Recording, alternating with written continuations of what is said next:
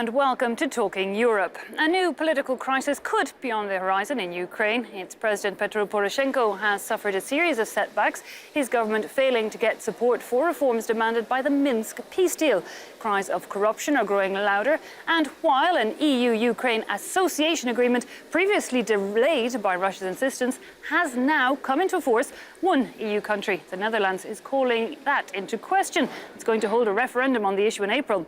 So what is the relationship between the EU and Ukraine today, and where is it headed? Well, to give us their insight, we have with us Ukraine's ambassador to the EU, Mr. Mykola Tuchitsky. Thank you for being with us. Beside you, I have President of the Ukraine EU delegation to the European Parliament and MEP for Croatia, Mr. Andrej Plenković. Thank you also for being with us, and hello to you. On the opposite side of the table, member for the Russia EU delegation and MEP for Estonia, Ms. Yana Toom. Thanks for being with us, and hello to you. And beside you, I have Dutch MEP, Ms. Kati Piri. Thanks to you all for being with us. Let me start perhaps with you, Mr. Ambassador. Tell us, first of all, this association agreement, what does it mean to Ukraine? What has it changed? You know, association agreement for Ukraine is some kind of philosophy for the moment. It's, if you want, it's an action plan to reform Ukraine. It's about more than 1,000 pages, and it's about, you know, the concrete sphere of reform from, you know, from science to agriculture. And if we will succeed and fulfill the whole agreement which we sign, we will have completely different, modern Ukraine. We will speak not about the, you know, rule of law, which our young and people fight on Maidan, but also a new economic basis for development. Talking there about reform, you can maybe, I know you're from Estonia, you're an EU country, but can you give us some insight into perhaps why Russia seemed against this agreement and indeed has slapped sanctions on Ukraine since the agreement came into play? You know, I'm a wrong person to ask about Russians' attitude to this issue, but I'm also a wrong person to speak about position of European Parliament as a whole, or even of the group. I'm not, so to say, representative of mainstream here. The first thing I want to say that I definitely voted for this agreement of association, and I think that it is a good thing. But on another hand, the economy of Ukraine is a part of old Soviet economy, and it is still dependent on Russia. And unfortunately, Europe didn't secure Ukrainian future with this agreement. I think that it will be wise to negotiate with Russia. So at the moment, okay, we opened our market to Ukrainian goods, but as you know, due to sanctions, we have big problems in dairy sector, in agricultural sector in Europe. We don't know where to sell, I don't know, Polish apples. Mr. Plenković, how do you feel about this association agreement? The right future for Ukraine and EU, or not really going far enough? I don't think we should mystify the association agreement. It's a classical instrument of international law, of a framework for cooperation of the countries which are in our neighborhood, which were previously also in the process of enlargement. It had different names and different substance. This is a tool, a vehicle that establishes a roadmap for the European reform agenda for Ukraine. It does not bring immediately Ukraine to the EU, but certainly does bring the European Union values and standards to Ukraine. And this transformative power of the association agreement is essential. I think it is important that it enters into force. Now it's temporarily into force.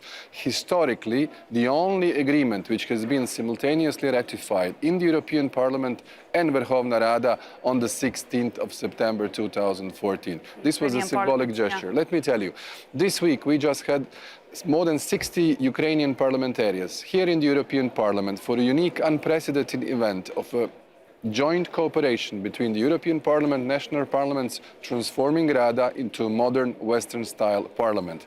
Kati Piri and myself and other colleagues who are members of the delegation for Ukraine are committed that it pursues the policy of reforms, despite the certain political crises which are normal for crisis in transition, but it takes the course of the European activities in the right manner. Can we just then, Ms. Piri, given that you're from the Netherlands, explain to us why, you know, people there, over 400,000, signed a petition to get the Dutch government to hold this up to a referendum? Clearly, they're not very happy. Do they see it that this leads to Ukraine being membership with the EU? Is that what they're afraid of? Why would they be afraid of that? It's clearly one of the fears. I mean, the reason why we have I believe we have a referendum on this topic now is because we have a new law which makes it possible to have referenda, which was not the case now.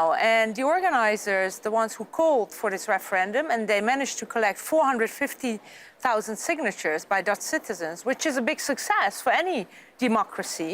They even admitted it's not so much about Ukraine.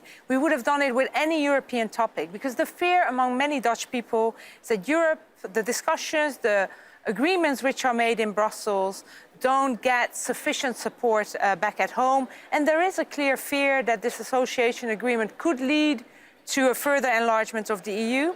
But I believe as long as we can tell the truth, which is that this is an association in itself, which can be an instrument for further democratization in Ukraine, but it's not about enlargement, we can convince the Dutch people to vote yes. Ambassador Tuchycki, do you see it, however, as a step further towards the EU membership? That's foreign policy in Ukraine for many, many years now has been to move towards EU membership. Is this still the case? Yes, we see this case, but as you know, as already was said by my colleagues, first, we must implement what it was agreed. And believe me, this is not tomorrow. First. Second, Ukraine paid a high price to have a right to sign this agreement. And if you remember... It's the source of all the tensions, Absolutely. really. I mean, this is what caused the Euromaidan protest, Absolutely. the fall of the previous government. Absolutely. Do the pros outweigh the cons? To respond to your question, to be part of European Union, this is a strategic goal of Ukraine, first. Second, association agreement, as it already was said, is a vehicle. It's a tool to build new democratic Ukraine. The government in Kiev definitely promised a reform package. However, the reformists appear to be resigning. We saw the economics minister step down, saying he didn't want to be part of a cover-up. He had been hired from Lithuania as an outside voice, a clean voice. Mr. Blankovic, does that worry you? Well, the political crisis in many of the transition countries were a normal phenomenon. Mr. Abramovicius, who has done a good job as a sort of one of those who were, let's say, foreigners in the Ukrainian government, but with the naturalization, made a solid work. Now he resigned, but the main strategic orientation of the government does not change. That is important. But he resigned saying that for him there was too much cover-up going on, that it's endemic. That was his statement. What we saw was that the government survived a no-confidence vote. Now we have some months for the political stability. We have spoken to all the political factions here. I think there is a maturity and the sense of common interest in the dialogue between the political parties. I don't see early elections in sight. What I see is an attempt to continue on the European path. Mr. Abramovicius has given his very good contribution. We, as the European Union, with the Commission support group, with member states helping, with the association agreement in place, we will do our part to help Ukraine go to the right direction. We've also seen the Ukrainian Parliament reject a number of reforms put forward by the government, notably in relation to the eastern part of the country, giving a kind of special status to that. That's part of the Minsk agreement. Do you fear, perhaps, Ms. Thom, that the Minsk agreement is falling apart at this stage, this peace deal? Personally, I'm not pessimistic about Minsk agreement. In fulfilling Minsk agreement is interested for everyone. Everybody, maybe except some nationalist parties in Kiev, but I hope that as it is in the interest of European Union and also of Russia, I believe that it is possible. But on the other hand, we're supporting government in Kiev, and at the same time, we know that the rate of approval of President Poroshenko is 17%. It is lower than it was Mr. Yanukovych before revolution. So I'm not very optimistic, unfortunately, about reforms. But at the same time, I understand that this project of European partnership is of Eastern Partnership is extremely ambitious. But, Europe, we ourselves were in crisis. Mm-hmm. And are we able to help Ukraine so as it should be helped? It should be on our priority list, Mr. Blankovic? Well, because all of our values, everything we stand for is at stake. International law, human rights, neighborhood policy, energy policy, foreign policy, it's all there. It's like make it or break it case for the EU's international credibility. Well, on that note, let's see what came out of the latest efforts to keep those Minsk peace deals alive. We had foreign ministers from Ukraine, Russia, Germany, and of course the French meeting in Paris. Here's the latest on that. He's describing it as a step forward towards elections for East Ukraine, but not a breakthrough. The French Foreign Minister Jean-Marc Ayrault remained upbeat about the progress made. We have emphasized the importance of the creation and adoption of an electoral code by the Ukrainian government and the parliament to hold local elections. We hope they will take place before the end of the first half of 2016. Ayrault's Russian counterpart left the meeting stony-faced, reflecting tension at the talks. While all ministers agree elections should be held by the end of July, they've so far been unable to agree the preconditions. For the Ukrainian foreign minister, there can be no vote without a ceasefire. The point I made specially, the necessity of providing security in the run-up to the future elections. Security first. Without security, we can't deliver on anything further. And in this sense, we need bold and robust international component on the ground. Also in discussion, a possible prisoner swap. Kiev said there was no breakthrough on that issue either. It's now 2 years since the Ukraine conflict began. The Minsk peace accord, signed in February last year, has been violated by both sides. Well, there you have the latest in the negotiations there. However, when we look at the situation on the ground, the ceasefire, Ambassador Chitinsky, never actually happened, did it? Yeah, each side blames the other for breaking the ceasefire. Of course, as the ambassador of Ukraine, I blame separatists supported by the Russian Federation. And the first, second, each of day we have from 15 to 100, strike from the separatist side. And you can look on a report of OSCE mission. But is that why the Ukrainian government isn't pushing through some of the reforms, the other reforms on the Minsk? Is this what has to happen first? How can that happen? Partially, you are right, because when we speak about decentralization, we have had a first reading on decentralization. And the one article on project of the law about special status for some part of Lugansk and Donetsk region. And for the second reading, you must have a constitutional majority of votes in a parliament. And of course, some colleagues from the parliament, from the coalition, are against, because Russia do not respect the Minsk agreement. Mr. Blankovic, what can the EU do now then to put more pressure to try and get all sides to move on and put in place this Minsk agreement? Well, first of all, the Minsk agreement has made a key progress. Let's be very frank about it. 9,000 people have died so far in the process of the Russian aggression against Ukraine. But since the Minsk agreement has been in the implementation phase, the number of casualties has been diminished. The front lines are more or less stable.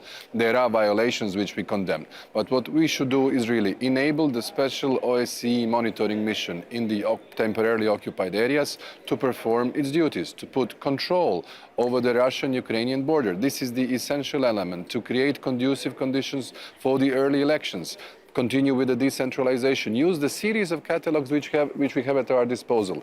State building, confidence building, establishment of trust, amnesty, number of reconstruction elements, return of IDPs, return of refugees. The European Union can do a lot to help Ukraine peacefully reintegrate its territory. I know it from the case of my country, who managed to do that in 1998 after 7 years of occupation of our own territory. So far, though, the one really active thing we've seen perhaps is sanctions. The EU has put a number of sanctions on Russia. However, we heard from Hungary's leader just a short while ago saying that he believes that once these sanctions are now up and expire in July, that a growing number of EU countries don't want to extend them anymore. Well, with Viktor Orban, I have to say honestly, today one has to ask whose messenger he is. I mean, before EU Council summit, he's traveling to Moscow. He's clearly one of those people who is not thinking in the interest of Europe, not thinking in the interest of Ukraine in this case, but has a personal contact with Moscow. So I wouldn't say that what the Hungarian Prime Minister says stands for the EU. Look, I think we have stood and showed our solidarity with Ukraine. Of course, it also means we must be honest when we are expecting certain reforms from the government, and we cannot look away because of the situation, so that is on the other hand. But the sanctions are there for a reason, and I don't see yet why we would suddenly, as far as I see, there is still, the Minsk agreement isn't the final solution. There is still occupied territory, illegally annexed Crimea. So to be very honest, also in the Netherlands, this is not a debate right now to take away the sanctions. Ms. Tom, do you think, however, that perhaps the EU's attitude towards the Ukraine is changing? Because with the war in Syria, with the crisis there, quite obviously they need Moscow, they need the Russian president. Personally, I have a feeling that maybe due to this refugee crisis, this is, how to say, this is challenge number one to Europe, not Ukraine anymore, unfortunately. But at the same time, we need this decentralization, and we're waiting for reforms. And the main thing they can do, we can help with these reforms and provide as more as possible all kinds of humanitarian aid and consuls and something like that. But at the same time, for instance, Crimea, we do not recognize the results of Crimea referendum, but I cannot understand why we're punishing people of Crimea for that. Okay, well, we're running out of time, but just before we go, because we mentioned the Dutch referendum, however, it's important to point out this is not a non-binding referendum, if I understand correctly, so can it change anything? Yes, because by now a majority in the Dutch parliament has said that we will accept if there's a valid, which means if there more than 30% of the Dutch electorate goes and vote, a majority in the parliament will accept it as it is a binding referendum. So it turns it into a binding one. So that could come right back up for debate here again in Brussels. Thank you so much to all my guests for having joined me and throwing some light on the situation there. Thanks also to you at home for having watched. Don't go anywhere though, we're back after the news. Then I will be joined by Ukraine's Deputy Foreign Minister, Ms. Olana Zerkal. See you then.